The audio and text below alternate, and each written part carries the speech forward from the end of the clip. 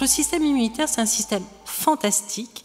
C'est un système que l'on appelle un système régénératif, qui est capable de proliférer, puisqu'à partir d'une toute petite greffe de moelle osseuse, vous pouvez reconstruire un système immunitaire entier. À partir de traitements contre le virus du sida, vous pouvez permettre au système immunitaire de se reconstruire. Donc un système fabuleux qui est un système intelligent. Il n'est pas seulement fabuleux, il est intelligent. Et c'est probablement le deuxième système, ou peut-être même le premier système intelligent qu'ont connu les êtres vivants. Et vraisemblablement, les chimpanzés sont aussi intelligents que nous. Vraisemblablement, d'autres singes et d'autres animaux sont aussi intelligents que nous. Nous avons longtemps cru que les hommes étaient plus intelligents que les animaux. Ce n'est peut-être pas vrai. Mais ce qui est certain, c'est que le système immunitaire existe dans toutes les espèces. Et en particulier, des animaux aussi simples que les mouches ont un système immunitaire qui leur permet d'appréhender les agents infectieux dans le monde dans lequel les mouches vivent. Et nous avons la chance en France d'avoir un prix Nobel, Joseph Hoffmann, qui est à l'université de Strasbourg, et qui a démontré comment ces mouches étaient capables de faire la différence entre les différents agents infectieux qui les environnent. Et depuis la mouche, l'évolution a conduit à l'homme à travers des milliers d'autres espèces, et chacune de ces espèces a apporté une touche d'évolution à un système immunitaire qui est absolument fabuleux et que l'on peut utiliser aujourd'hui pour faire encore mieux que ne fait la nature, grâce en particulier aux vaccins. Donc le professeur Plotkin va vous montrer quelles ont été les remarquables avancées des vaccins. Et moi, mon rôle, c'est de vous expliquer comment fonctionne le système immunitaire. Donc je suis professeur d'immunologie, je fais beaucoup de cours d'immunologie, je ne vais pas vous infliger un cours d'immunologie. Et j'ai choisi une diapositive, deux, qui ont été élaborées à partir de schémas définis par la Fédération européenne des sociétés d'immunologie, car les immunologistes européens et américains pensent qu'il est effectivement très important de communiquer avec le grand public pour mieux expliquer comment fonctionne le système immunitaire et en particulier comment nous pouvons utiliser le système immunitaire à bon escient pour protéger contre les maladies infectieuses. Alors, qu'est-ce que c'est que ce système immunitaire? J'ai choisi de vous raconter l'histoire du lièvre et de la tortue, mais ça n'est pas complètement l'histoire du lièvre et de la tortue selon la fable de La Fontaine, car à la fin, c'est le lièvre qui gagne et pas la tortue. Et donc, vous voyez ici un système immunitaire qui est composé de cellules. Jean-Louis Touraine vous a dit que nous avions un nombre très important de cellules du système immunitaire, en particulier les lymphocytes. Nous avons des dizaines de milliers de milliards de lymphocytes dans notre organisme. Presque chacune de ces cellules est capable de reconnaître un élément très particulier d'un agent infectieux, d'un virus, d'une bactérie. Et lorsque notre système immunitaire, notre organisme est infecté, eh bien, il y a une sorte de top départ. C'est le petit garçon qui est en haut et qui crie « On y va !» On y va, c'est-à-dire qu'il va falloir faire la course contre l'agent infectieux pour permettre à l'organisme de ne pas être détruit par le système immunitaire, par l'agent infectieux, et de pouvoir donc se protéger. Pour se protéger, il est obligé de déployer une armada, et comme l'a dit Jean-Louis Touraine, on compare assez souvent le système immunitaire à une armée, mais c'est une armée, encore une fois, intelligente.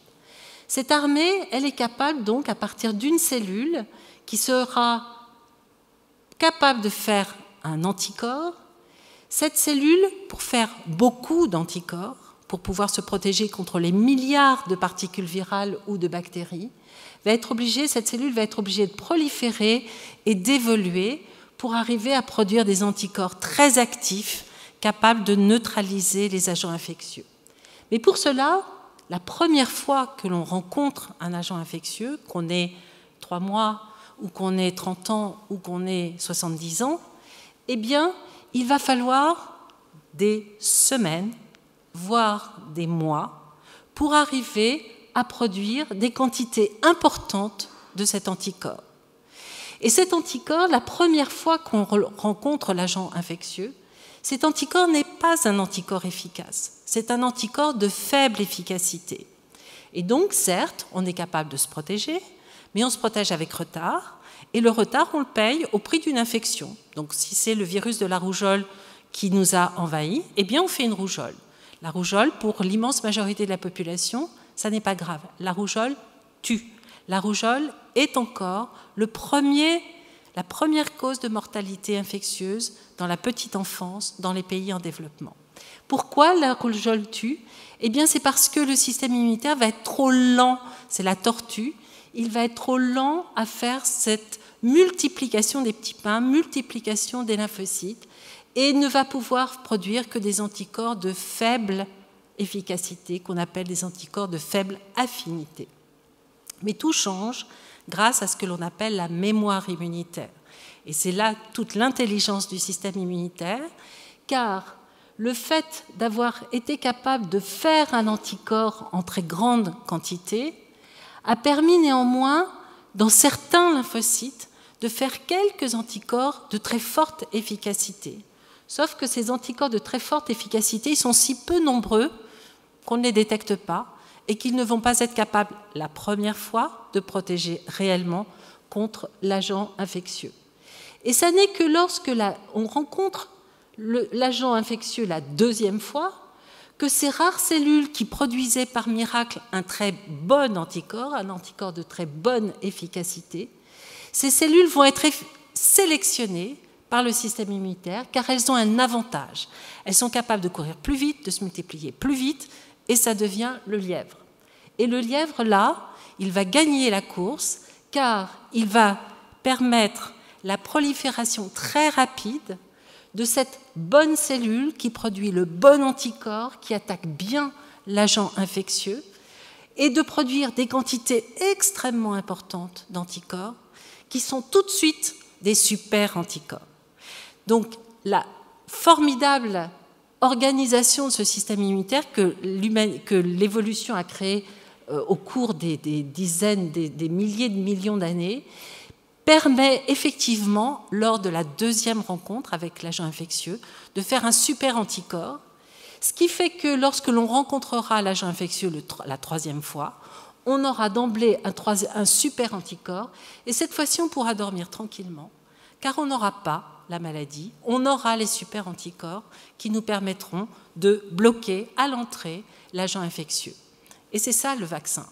Le vaccin, c'est la capacité à ne pas être infecté une première fois, mais on remplace ici la première contamination infectieuse par la vaccination. Et cette vaccination va vous faire passer tout de suite à l'état de mémoire avec des super anticorps. Et donc c'est un capital génétique qui est inscrit dans le patrimoine génétique du système immunitaire. Ça n'est pas de la thérapie génique, c'est de la nature. C'est le fonctionnement normal de la nature qui permet d'aboutir à cette efficacité remarquable du système immunitaire. Et cette fois-ci, c'est en un jour ou deux, parfois en une semaine, que l'on sera capable de produire des anticorps très efficaces après une vaccination, alors que, je le rappelle, sans vaccination, ou la toute première fois, eh bien, il faudra des semaines, voire des mois, pour être capable de se protéger. Alors, comment ça fonctionne? Ça fonctionne de façon très compliquée, extrêmement compliquée. Il faut une vie. Nous avons passé nos vies à comprendre le système immunitaire, mais heureusement, on peut l'expliquer de façon assez simple.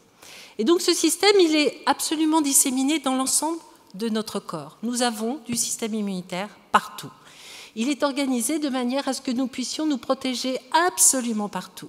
Et on peut aussi recevoir un vaccin sur le bras, on peut le recevoir sur la cuisse, on peut aussi l'avaler par la bouche et le boire, on peut aussi l'inhaler par les narines, le respirer et déclencher la réponse immunitaire. Cette réponse immunitaire, elle va être capable donc d'induire ces formidables anticorps. Mais il manque un élément que je n'ai pas encore décrit dans cette réponse, mon time est out, c'est la capacité à activer le système immunitaire. Et l'activation du système immunitaire, c'est le comportement de l'adjuvant qui va lui donner au système immunitaire le choc du départ pour être capable de produire cette formidable équipée qui est la production d'un anticorps de forte efficacité.